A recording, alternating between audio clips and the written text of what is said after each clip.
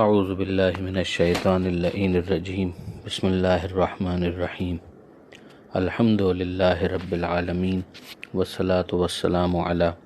اشرف الانبیاء والمرسلین واہل بیتہ الطیبین الطاہرین المعصومین اما بعد۔ سورہ مبارکہ ممتحنہ آیت نمبر 11 سے آیت نمبر 13 11 to 13 جس پر سورہ ممتحنہ کا اختتام ہوگا، اور پھر سورہ صف کی ابتدائی 4 آیتیں فرسٹ 4 ورسز وہ بھی اسی صفحے پر ہے۔ تو پہلے سورہ ممتحنہ کی آخری آیتیں کہ جو گزشتہ سے پیوستہ ہیں۔ بسم اللہ الرحمن الرحیم وَإِن فَاتَكُمْ شَيْءٌ مِّنْ أَزْوَاجِكُمْ إِلَى الْكُفَّارِ فَعَاقَبْتُمْ فَآتُوا الَّذِينَ ذَهَبَتْ أَزْوَاجُهُم مِّثْلَ مَا أَنفَقُوا وَاتَّقُوا اللَّهَ الَّذِي أَنتُم بِهِ مُؤْمِنُونَ۔ يا أيها النبي إذا جاءك المؤمنات يبايعنك على ألا يشركن بالله شيئا ولا يسرقن ولا يزنين ولا يقتلن أولادهن ولا يأتين ببهتان يفترينه بين أيديهن وأرجلهن ولا يعصينك في معروف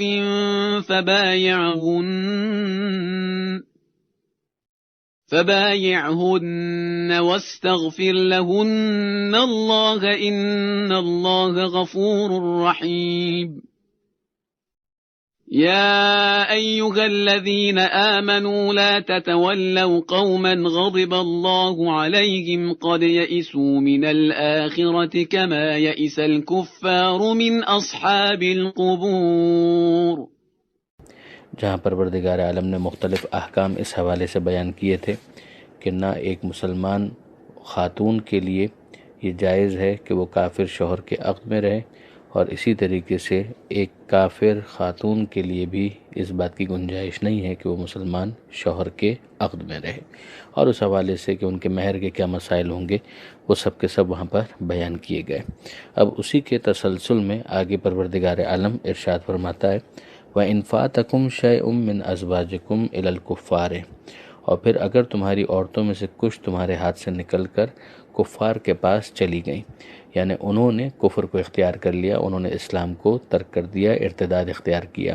فَعَاقَبْتُمْ فَآتُوا الَّذِينَ ذَهَبَتْ أَزْوَاجُهُمْ مِثْلَ مَا أَنفَقُوا،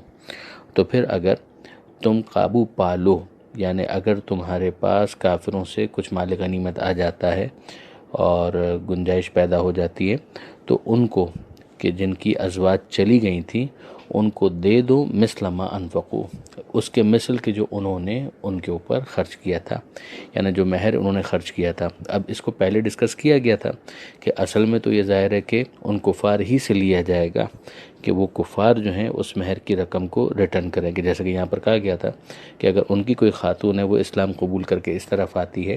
تو پھر ان کے مہر کو بھی ریٹرن کر دیا جائے گا، اور وہاں پر اگر کوئی خاتون چلی جاتی ہے مسلمانوں میں سے کفر اختیار کر کے تو پھر ہوگا یہ کہ وہاں سے مہر کی رقم آنی چاہیے، مگر اب مفروض یہ ہے، ایزمپشن یہ ہے کہ وہ اس طرح سے کرنے کے لیے تیار نہیں ہوتے ہیں، تو پھر ظاہر ہے کہ وہ شخص کہ جس نے مہر کی رقم خرچ کی تھی وہ محروم رہ گیا، تو اس کی تلافی پھر کس طرح سے ہوگی؟ تو یہاں پر کہا جا رہا ہے فَعَاقَبْتُمْ، کہ اگر کبھی موقع آتا ہے اور تم کسی جنگ کے اندر کامیابی حاصل کرتے ہو اور تمہارے پاس مال غنیمت آتا ہے تو فَآتُوا الَّذِينَ ذَهَبَتْ أَزْوَاجُهُمْ، تو ان مسلمان مردوں کو کہ جن کی ازواج نے ان سے اسلام کو ترک کر کے علیحدگی اختیار کر لی ہے، ان کو ان کے مہر کے مثل رقم دے دی جائے۔ وَاتَّقُوا اللَّهَ الَّذِي أَنْتُمْ بِهِ مُؤْمِنُونَ،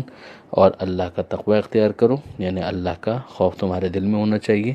جس کے تم مومن ہو، جس پر تم ایمان رکھتے ہو، یعنی یہ تمہارے ایمان کا تقاضا ہے۔ اگلی آیت میں پروردگار عالم نے خواتین کے لیے بیعت کی کچھ شرائط بیان کی ہیں، یعنی پیغمبر اکرم صلی اللہ علیہ وآلہ وسلم سے کہا جا رہا ہے کہ حبیب جب آپ کے پاس مومنات آتی ہیں، یا ایھا النبی اذا جاءک المؤمنات یبایعنک، وہ آتی ہیں آپ کے پاس تاکہ وہ آپ سے بیعت کریں، یعنی اپنے ایمان کا اعلان کریں کہ بھئی ہمیں بطور مومنہ قبول کیا جائے، تو ان شرائط پر ان سے بیعت لے لی جائے گی۔ اور وہ شرائط کل 6 ہیں، جن میں سے پہلی اور چھٹی مرکزی حیثیت رکھتی ہیں، اور باقی جو درمیانی 4 ہیں وہ سب کی سب پہلی اور چھٹی کے اندر شامل ہیں۔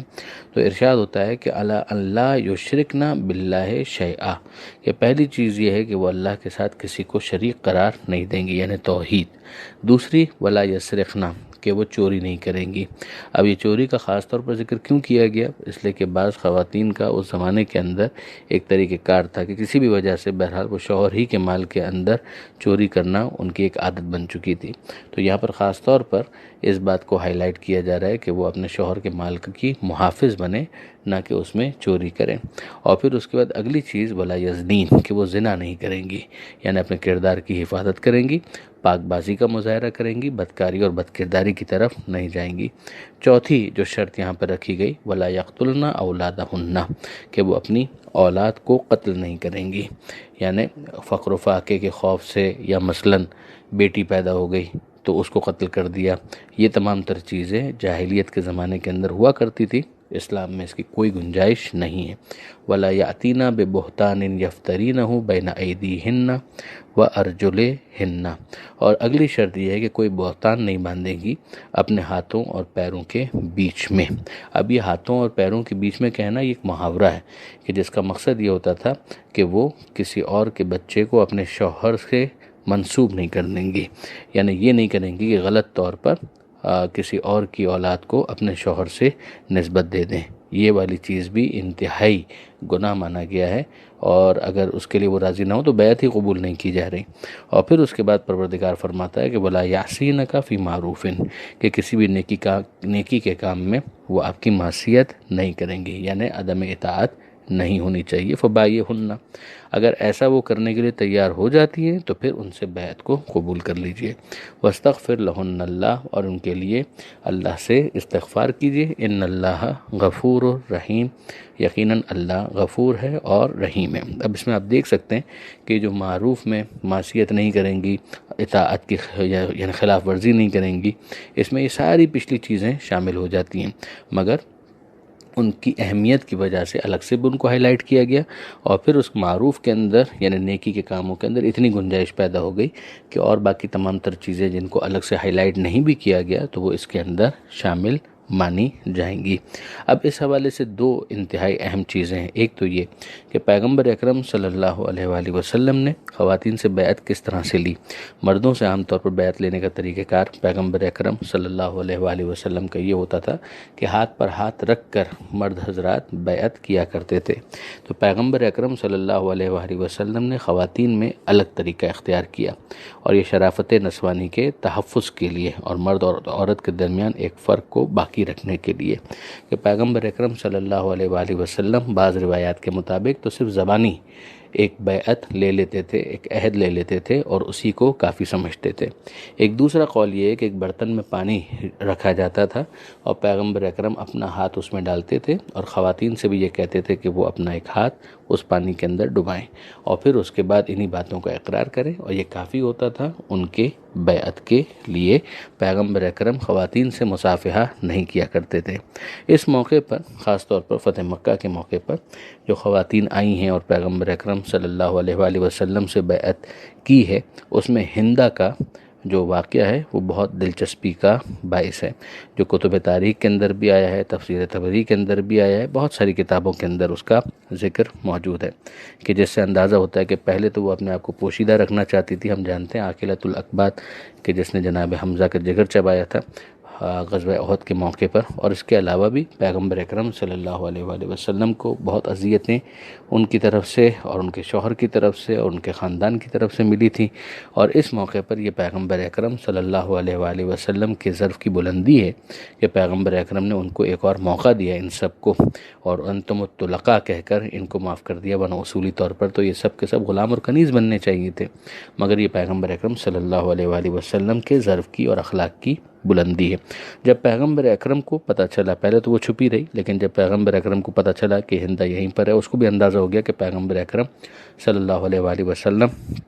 کسی قسم کا کوئی انتقام نہیں لینا چاہتے۔ تو پیغمبر اکرم نے جب بیعت کی شرائط بتانا شروع کی تو اس جملے پر کہ خواتین زناکاری نہ کریں وہ بول اٹھی کہ کیا کوئی شریف عورت بھی زناکاری کر سکتی ہے؟ پیغمبر اکرم صلی اللہ علیہ وآلہ وسلم نے بڑے معنی خیز انداز میں اس فکرے کو جیسے دہرایا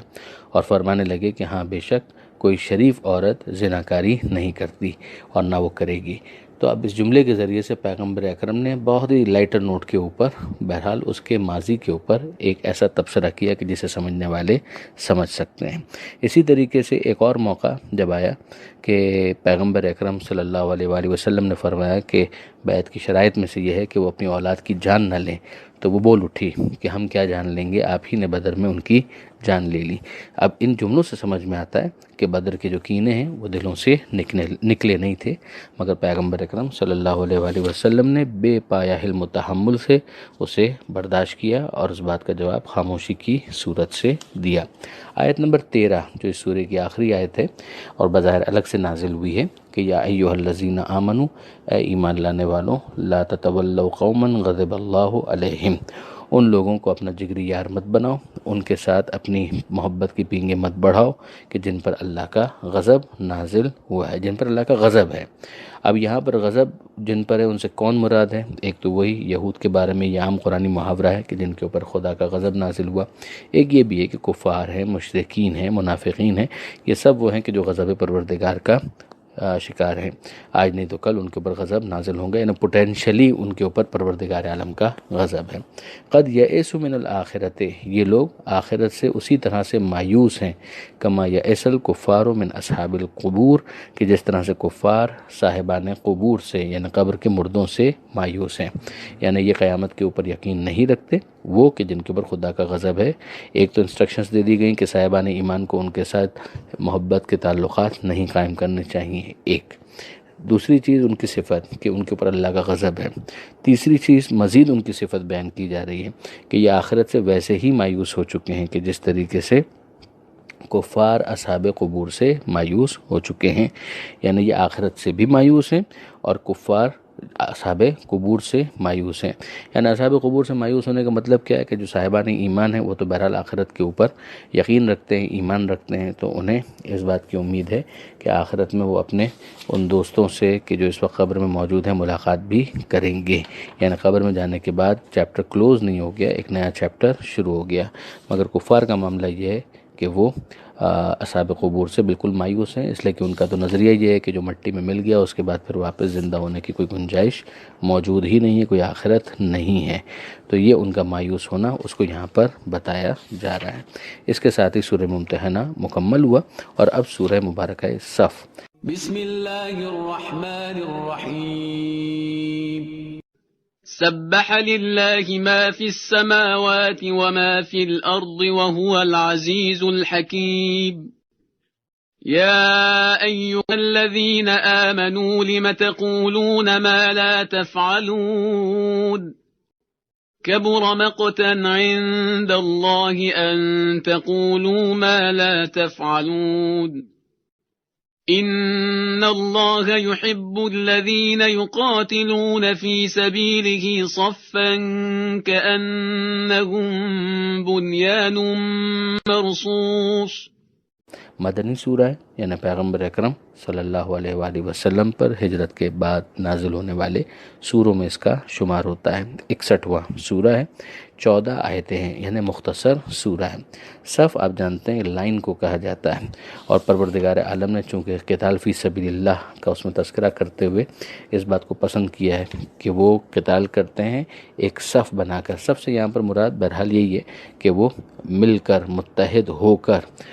انرجیٹک ہو کر، پوری طاقت کے ساتھ اور کنسولیڈیٹڈ ایک ایفرٹ کرتے ہیں میدان جنگ کے اندر۔ اب وہ چاہے پیادہ ہوں، چاہے گھوڑوں کے اوپر ہوں، کسی اور جانور کے اوپر ہوں، مگر ان کی بڑی کنسولیڈیٹڈ ایفرٹس ہوتی ہیں، اس کو صف کے ذریعے سے پروردگار عالم نے سمجھایا ہے۔ یہ بھی یاد رکھنے والی بات ہے کہ یہ سورہ بھی مسبحات میں شامل ہے، یعنی جس کے آغاز میں پروردگار عالم نے اپنی تسبیح کا ذکر کیا ہے، اپنے بے عیب ہونے کا ذکر کیا ہے۔ اس سے پہلے مسبحات میں سورہ حدید اور سورہ حشر گزر چکا ہے، یہ تیسرا سورہ ہے اس صف میں، سورہ صف جو مصبحات میں شامل ہے، جس کے آغاز میں تسبیح پروردگار کا تذکرہ ہے۔ ارشاد ہوتا ہے بسم اللہ الرحمن الرحیم، سہارا اللہ کے نام کا جو سب کو فیض پہنچانے والا بڑا مہربان ہے۔ سبح للہ ما فی السماوات و ما فی الارض، یہ بات آ چکی کہ کبھی صیغہ ماضی کے ذریعے سے اور کبھی صیغہ مضارع کے ذریعے سے، یعنی کبھی پاسٹ ٹینس کے ذریعے سے اور کبھی اس ٹینس کے ذریعے سے جو پریزنٹ اور فیوچر دونوں کے اوپر اپلیکیبل ہوتا ہے۔ صیغہ مضارع عربی کے اعتبار سے پروردگار عالم نے تسبیح کا تذکرہ کیا ہے۔ سورہ حدید میں بھی پاسٹ ٹینس تھا، سورہ حشر میں بھی، اور یہاں پر سورہ صف کے اندر بھی پاسٹ ٹینس ہے۔ اس کے بعد پہ سورہ جمعہ اور سورہ تغابن کے اندر فیوچر ٹینس صیغہ مضارع پروردگار عالم نے استعمال کیا ہے۔ مقصود یہی ہے کہ ماضی ہو، حال ہو، مستقبل ہو، پروردگار عالم کی تسبیح ہوتی رہی ہے، ہو رہی ہے، ہوتی رہے گی، اور کرنے والے کون ہیں؟ وہ جو کہ آسمانوں میں ہیں اور جو زمین میں ہیں۔ وَهُوَ الْعَزِيزُ الْحَكِيمُ، اور وہ غالب آنے والا ہے اور صحیح کام کرنے والا ہے۔ پھر ارشاد ہوتا ہے ایک مطالبہ کہ یا ایھا الذین آمنوا، اے ایمان لانے والوں، لما تقولون ما لا تفعلون، تم وہ بات کیوں کہتے ہو جو کرتے نہیں ہو۔ بہت ایک عمومی نصیحت بھی ہے کہ انسان جو کہے اسے پھر اس کے مطابق عمل بھی ظاہر کرنا چاہیے، صرف گفتار کا غازی نہیں ہونا چاہیے، میدان کے اندر بھی اسے جسٹیفائی کرنا چاہیے کہ جو وہ کہہ رہا ہے اس کے اوپر عمل کرتا ہے۔ اگر وہ سچ کی تعریف کرتا ہے تو اسے کردار کے اعتبار سے صادق ہونا چاہیے، اگر وہ امانت داری کی تعریف کرتا ہے تو اسے امین ہونا چاہیے، اسے اپنے اخلاق سے، اپنے کردار سے بتانا چاہیے کہ واقعاً اس کے قول اور فعل کے اندر تضاد نہیں ہے۔ کبر مقتا عند اللہ ان تقولوا ما لا تفعلون، اللہ کے نزدیک یہ بات انتہائی ناراضگی کے ہے کہ تم وہ بات کہو کہ جو کرتے نہیں ہو۔ خاص طور پر میدان جہاد کے حوالے سے اس میں تفاسیر کے اندر لکھا ہے کہ بعض افراد پہلے بڑی بڑی باتیں کیا کرتے تھے، اب ظاہر ہے کہ وہ مسلمان صحابہ کرام ہی تھے، اور وہ یہ کہا کرتے تھے کہ موقع آئے گا تو دیکھیے کہ ہم کس طریقے سے میدان کے اندر شجاعت کے جوہر دکھاتے ہیں۔ وہ پوچھا کرتے تھے رسول خدا صلی اللہ علیہ وآلہ وسلم سے کہ ہمیں بتائیے کہ اللہ کو سب سے زیادہ کون سا کام پسند ہے، اور جب راہ خدا میں جہاد کہا گیا تو پھر بہت سنے کوتاہی کا مظاہرہ کیا۔ اس میں بعض روایات کے اندر جنگ احد کا حوالہ بھی آیا ہے کہ اس آیت کو پروردگار عالم نے اس کانٹیکس کے اندر نازل کیا ہے کہ جب تم وہ بڑی بڑی باتیں کرتے تھے تو پھر میدان کے اندر تمہیں ڈٹ کے مقابلہ بھی کرنا چاہیے تھا۔ ان اللہ یحب الذین یقاتلون فی سبیلہ صفا، یقیناً اللہ دوست رکھتا ہے انہیں جو اس کی راہ میں جنگ کرتے ہیں اور صف بنا کر جنگ کرتے ہیں، پردہ جما کر جنگ کرتے ہیں۔ صفن کأنہم بنیان مرصوص، جیسے کہ وہ سیسا پلائی ہوئی دیوار ہے۔ یہ استقامت کے لیے، اسٹیڈ فاسٹنس کے لیے، ثابت قدمی کے لیے پروردگار عالم کی تعبیر ہے۔ اسی میں لفظ صف بھی آ گیا جس کی وجہ سے اس سورہ کا نام سورہ صف قرار پایا۔ آیت نمبر 4 پر یہ صفحہ مکمل ہوا۔ پروردگار عالم سے دعا ہے قرآن پڑھنے، سمجھنے اور عمل کرنے کی توفیق عطا فرما، اور وارث قرآن امام زمانہ کے ظہور میں تعجیل فرما۔ وآخر دعوانا ان الحمد للہ رب العالمین، والسلام علیکم ورحمۃ اللہ وبرکاتہ۔